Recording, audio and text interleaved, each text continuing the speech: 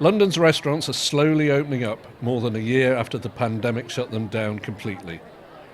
Apart from a few months last year, they've been closed or had severe restrictions placed on them ever since. London's restaurants are one of the many things that make the capital a world-class city. You can't find the breadth of food that you find in London in any single place around the world. Right now, it's eating outdoors only, but for those of us who love food, we don't mind the chilly terraces. Soon enough, if things go well, we'll be eating inside again. But the trauma of that first March 2020 lockdown as the pandemic struck will take time to fade. We had no idea about what our future would be and how we would cope with it not being open, how we'd be able to take care of the team. So yeah, it was terrifying. And we just shut down basically. None of us thought that it was going to last quite as long as it did. We had no way of knowing what was coming. As with many businesses in the pandemic, disruption came rapidly to the fine dining industry as it sought to get at least some money flowing in. In fact, there's something of a revolution happening in how we eat and where we eat. And it may just have its epicentre here, on a grimy trading estate in the East End of London, far away from the packed pavements of Soho and Mayfair. And it's here that a year ago, Pete Butler, who worked in the business for 10 years, set up Dispatch to help top-end restaurants to reach their customers at home, not just in London, but all over Britain. This time last year, the lockdown happened. I basically didn't have any plans. Just as the lockdown was happening, obviously, all the restaurants were closed. Restaurants were clearly looking for new ways to make money when they couldn't have people in their restaurant.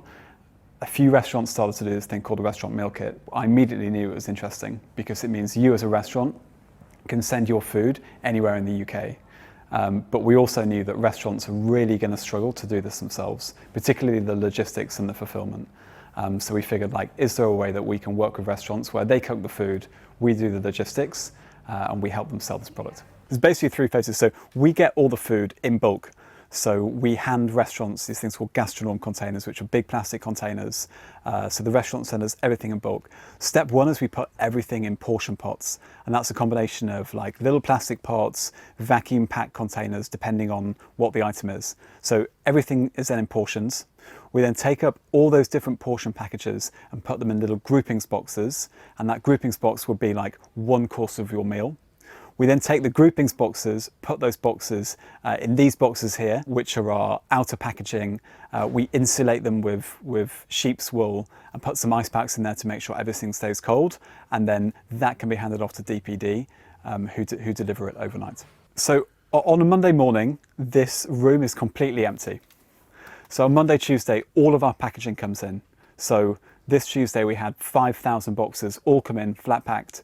We create all of the boxes here. So this is around 4,500 boxes, which is enough for our products this week.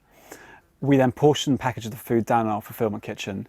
And we take these down on a Wednesday morning, fill up all of the boxes, send them out on a Thursday evening. And by the time you get to Friday, the room is completely empty again. And it's a case of rinse and repeat, starting again on a Monday morning. For many weeks, one of those boxes came to my home every Friday. And every one was both delicious and reminded us of how much we missed eating out. St John, one of London's most beloved restaurants, joined Dispatch to offer a delicious cassoulet after seeing other restaurants making a go of it. One of our chefs was doing his parsley dishes with someone that we knew that set up Dispatch, and we saw the other companies doing that, and we thought, it must be St John when it lands at your house in Dumfries or Wigan or Clacton. And so we were kind of slow. We had to know that the logistics worked because we're on a skeleton team. We're saving ourselves and reaching out to our customers rather than exploiting a situation. And I think that's quite important because we'll be back. And you mustn't rush at this because we will be back, and hopefully we've had a chance to remind people where they can come back to. Other rivals to Dispatch have sprung up, and many restaurants such as Derby's went down the DIY route. Need to get rid of hundreds of turkeys in your fridge? Pack them up and send them out. We closed for the second lockdown, I think it was about 2 weeks before Thanksgiving, and we'd already placed our order for the turkeys. So we had hundreds of turkeys that we needed to find a use for. So with us being next to the American Embassy, we were already fully booked on that date, and so we contacted all the guests that were booked and we offered them the chance to get a meal kit instead at home, and we produced a big Thanksgiving dinner, and that was one of our busiest weeks ever actually for the meal kits. It was massive. For those who supply restaurants, the pandemic was just as unnerving. Pesky, a business designed to get fish from trawler to restaurant table as quickly as possible, suddenly found itself without any customers. We were 100% hospitality business. We started just selling exclusively to London restaurants, and we just, I think 2 weeks before, back in sort of January or February, opened up the national service. We were doing national delivery, and it was sort of going really well. And then, of course, the whole sort of world was on stop. So Pesky went direct to home as well. Visit the Pesky website at 8 p.m, choose your fish, and it's on your doorstep packed in ice 36 hours later. And yes, Pesky has been another staple for me during lockdown. We had the situation because we had that direct relationship with the producers, the boats. We couldn't just not order from our suppliers. The boats continued to go out and land, they were asking to land the fish to us. And we were sort of stuck with the choice. Do we actually tell the boats, no, we can't take your landings anymore? Or do we try and quickly look for alternative markets? And that's what we did.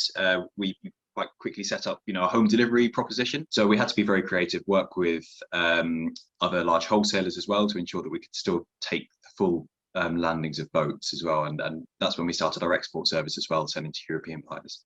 So what happens now as restrictions lift and restaurants come back? How different will things be? While Dispatch expects orders to drop off as people eat out again, it thinks home dining is here to stay as it expands the potential of restaurants to reach far greater numbers. 75% of our customers do not live in London.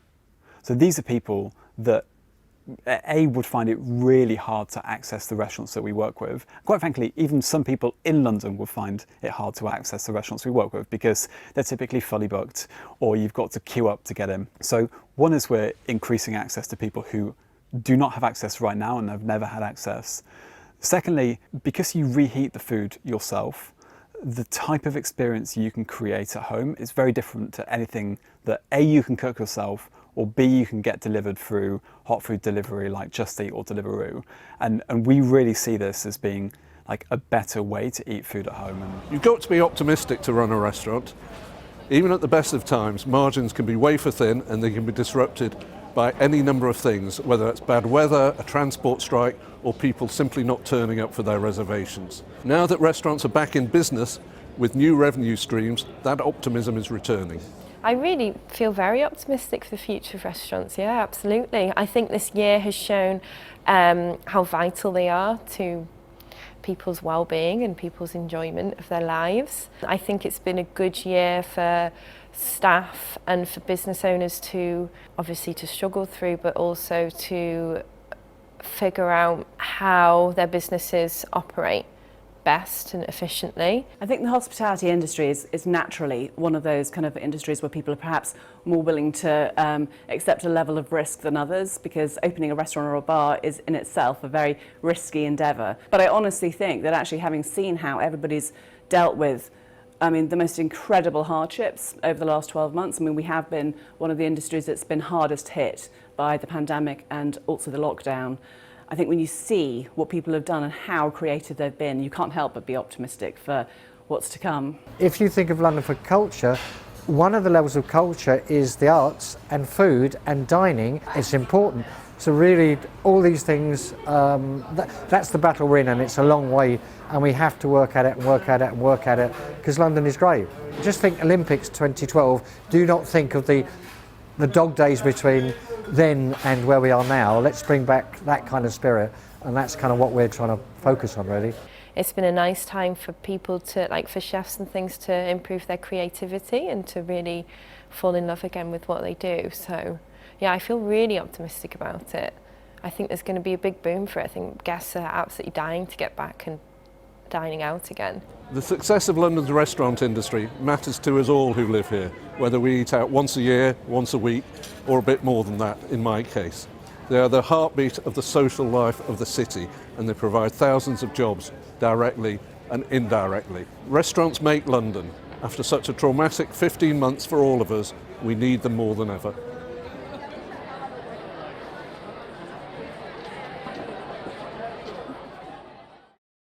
That's why we clean the windows and the windowsills, because people sit and eat their. I think you see that guy who's jumping through the window, just sitting there eating with their bacon sandwich.